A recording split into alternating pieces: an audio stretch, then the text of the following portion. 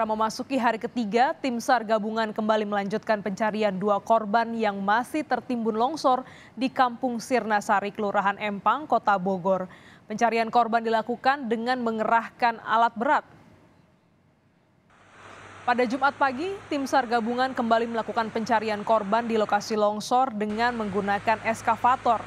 Pengerahan alat berat dinilai lebih efektif karena ketebalan tanah sedalam 4 meter menjadi kendala tim SAR selama 2 hari terakhir.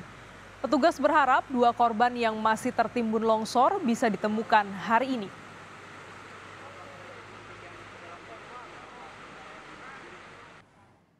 Hari ini ditemukan eskavator, kemudian dengan titik-titik yang ditemukan oleh pihak keluarga, titik itu sudah ditemukan.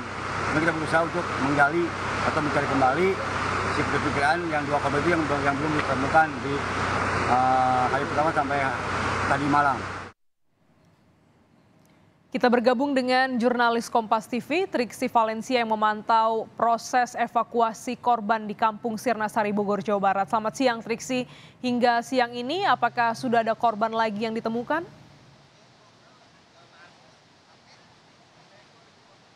Ya, selamat siang Glenis dan juga saudara. Saat ini masih dalam proses pencarian, Glenis, di mana memang masih ada 2 korban yang tertimbun, yakni ibu berusia 65 tahun dan juga anak berusia 8 bulan. Tadi ini juga disampaikan oleh anggota keluarga yang memang mengetahui dan juga membantu petugas untuk memetakan setidaknya kira-kira di mana lokasi keberadaan 2 korban tersebut, Glenis. Dan akan ditunjukkan oleh juru kamera kami Kompas, Roy Ilman.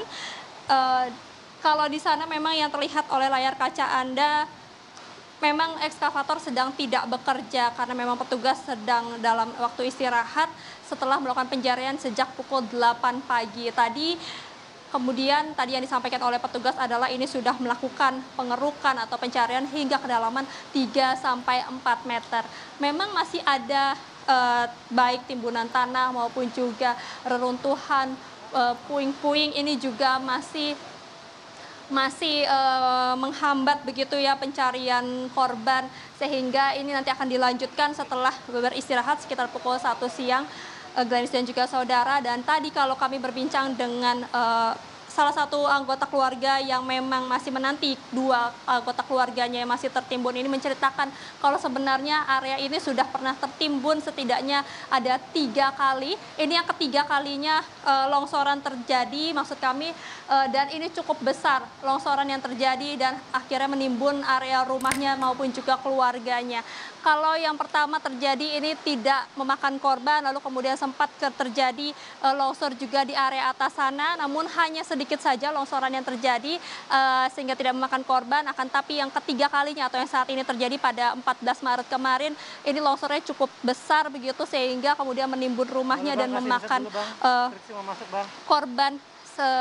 Sampai saat ini yang masih dicari adalah 2 orang korban lagi, yakni adalah memiliki hubungan keluarga, yakni nenek dan juga cucunya. Ini yang tadi disampaikan oleh salah satu anggota keluarga yang memang masih menanti keluarganya di tempat ini, Glenis dan juga saudara. Selain itu juga tadi yang disampaikan oleh petugas, setelah adanya alat berat ini memang sangat membantu pencarian karena memang melihat dari timbunan yang cukup dalam, karena pada kemarin Kamis sore pun ini 2 korban yang telah ditemukan dalam kondisi meninggal dunia ditemukan di kedalaman, maksud kami 3-4 meter, sehingga dengan menggunakan alat berat tentu ini sangat mempermudah ketika petugas melakukan pencarian yang harus melewati timbunan tanah, puing-puing maupun juga bebatuan yang tertimbun di tanah ini, Glenis.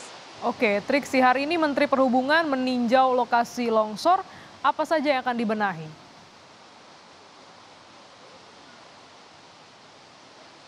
Ya, betul sekali, Glenis. Tadi memang ada Menteri Perhubungan dan ditemani oleh Ditjen dari Perkereta Apian yang datang untuk meninjau jalur kereta api yang terdampak longsor begitu, Glenis. 1 longsor tadi sudah bisa dilewati sejak kemarin, sudah dapat digunakan oleh kereta api sehingga 6 perjalanan ini sudah dikatakan normal hari ini. Lalu kemudian tadi yang disampaikan oleh Menteri Perhubungan Budi Karya Sumadi adalah bagaimana mempercepat recovery ataupun juga pembenahan dari jalur kereta ini yang kemudian disampaikan kemarin juga oleh Humas dari KAI Daob 1 Eva Chairunisa bahwa masih ada satu jalur yang mengalami dampak begitu sehingga rel menggantung 25 meter dari bawah tanah maksud kami.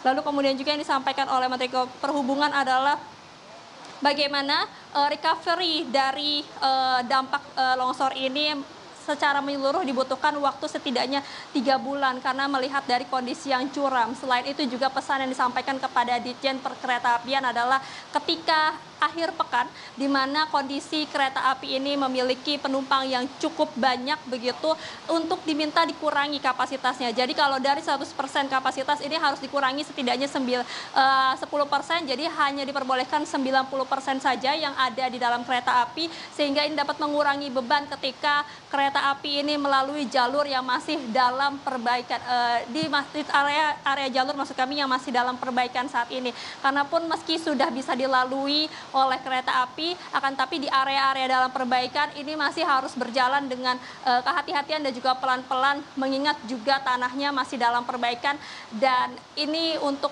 keselamatan. Jadi itu yang tadi disampaikan oleh Menteri Perhubungan Glenis. Jadi setidaknya ketika recovery keseluruhan dikatakan membutuhkan waktu 3 bulan. Glenis. Lantas bagaimana dengan rencana relokasi warga yang menjadi korban longsor?